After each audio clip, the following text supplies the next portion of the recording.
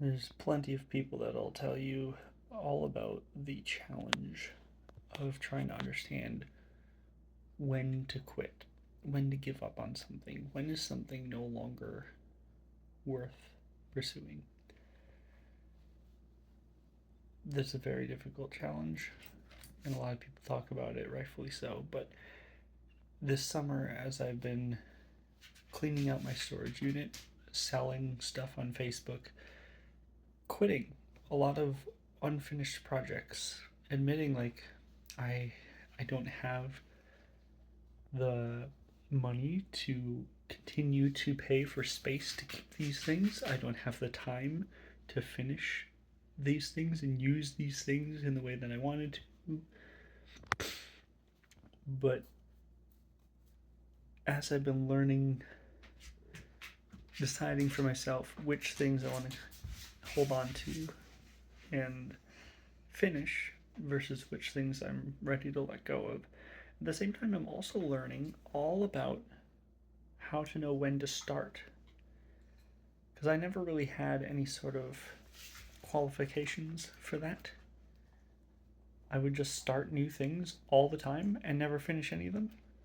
And that's how I ended up where I am now. I have a trillion half finished projects.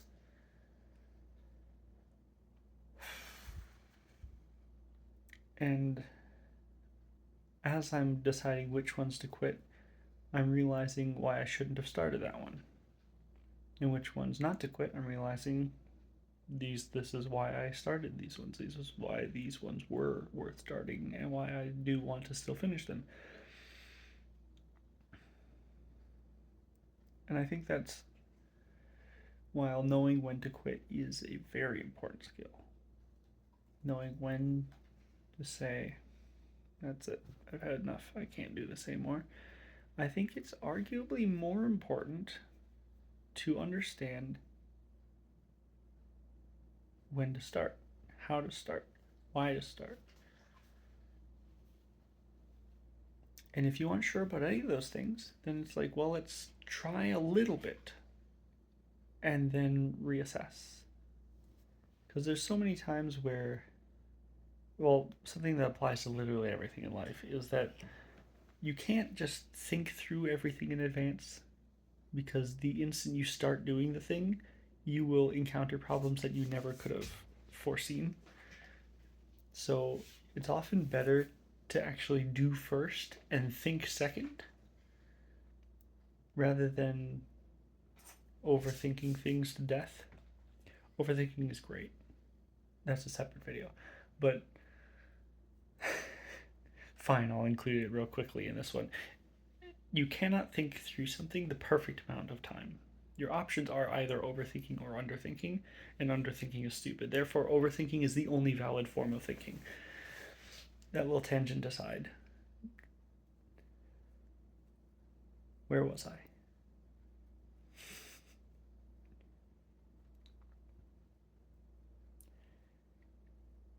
Yeah. Rather than thinking about something completely, because you never really can, just try it a little bit and then reassess.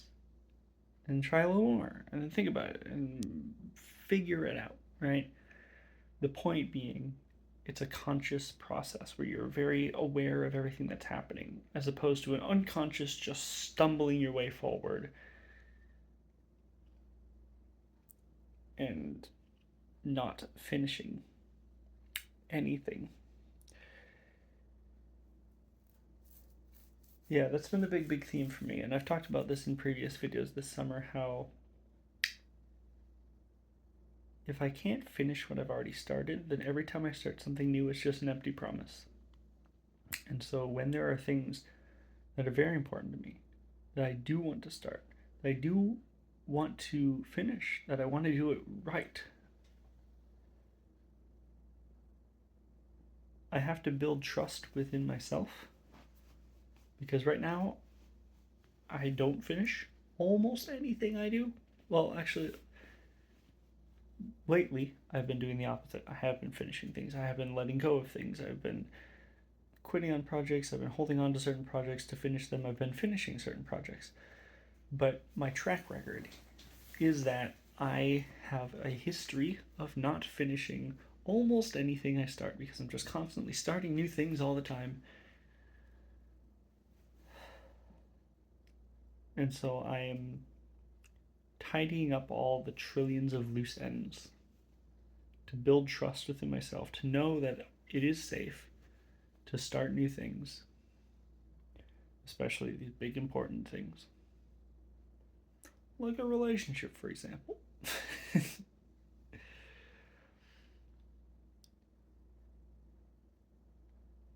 Yeah. And that's my advice to you. Question everything.